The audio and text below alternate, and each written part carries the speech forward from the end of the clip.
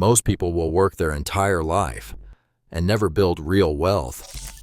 The reason is not what you think. Alex brings home a six-figure salary, $120,000 a year. Friends call him successful. His family sees the nice apartment, the new car, the dinners out. But when Alex checks his bank account at the end of each month, there is almost nothing left.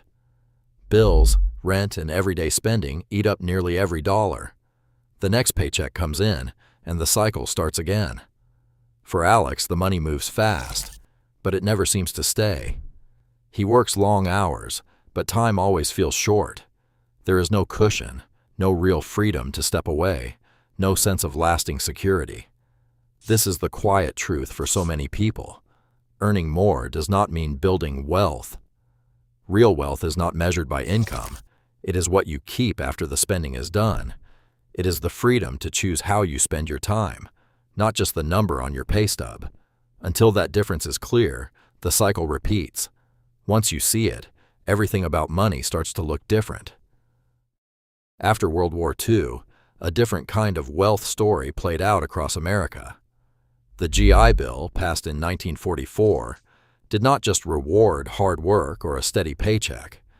It built a system that let millions of veterans buy homes with almost no money down. By 1950, more than 2 million VA-backed mortgages had been approved. For many families, this meant a chance to own a house, build equity, and create lasting security, something that paychecks alone could never guarantee. Homeownership became the main path to wealth for an entire generation, not because people worked harder than before, but because a system made it possible to keep and grow what they earned. Alex, looking at the numbers, realizes that his struggle is not just personal. The rules have changed. That is why personal systems matter now more than ever. Alex opens his banking app and sets up a simple transfer. Every payday, a fixed amount moves straight from checking to savings. No thinking, no decisions, no chance to spend it first. This is the first rule. Keep what you earn. Not just by willpower, but by making saving automatic. When companies switched retirement plans from opt-in to automatic, participation jumped from 38% to 70%. That is not luck or discipline. It is the power of default.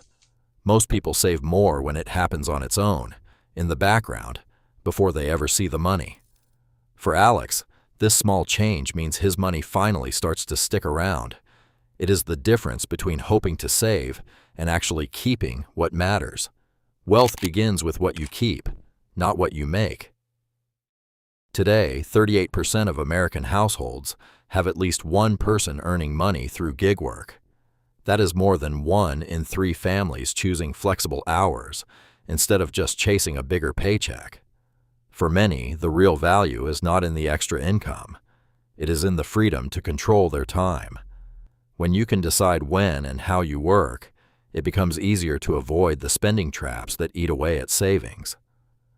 Alex negotiates a flexible schedule at his job, giving him space to pause before spending and to focus on what matters most: time. Freedom is not just a perk. It is a foundation for building wealth.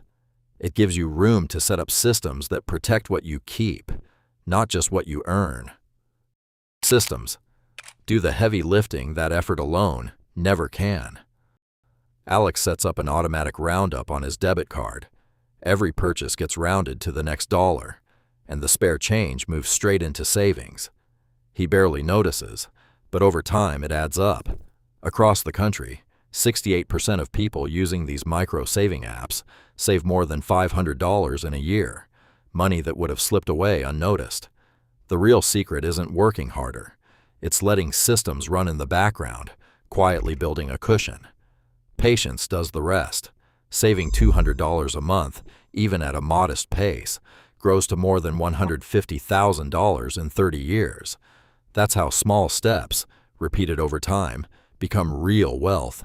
For Alex, the pressure to chase quick wins fades. He trusts the process and lets time do the work. Alex scrolls through his phone, tempted by a buy now pay later offer on the latest model.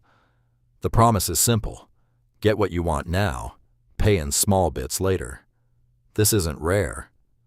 Last year, Americans spent $120 billion using buy now pay later services. These tools make it easy to say yes, but hard to see the cost.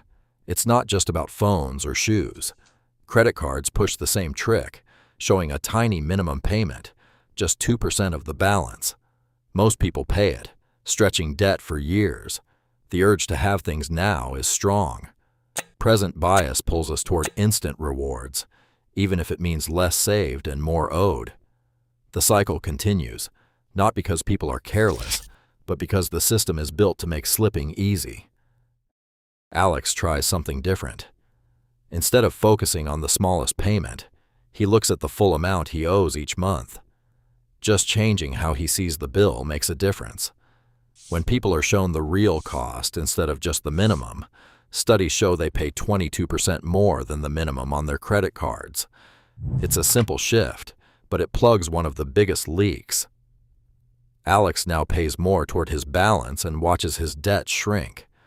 The trick isn't about having more money. It's about seeing payments for what they really are and choosing to keep more of what you earn.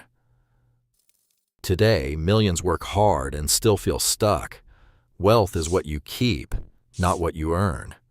Once you understand how wealth actually works, you stop chasing money and start building it.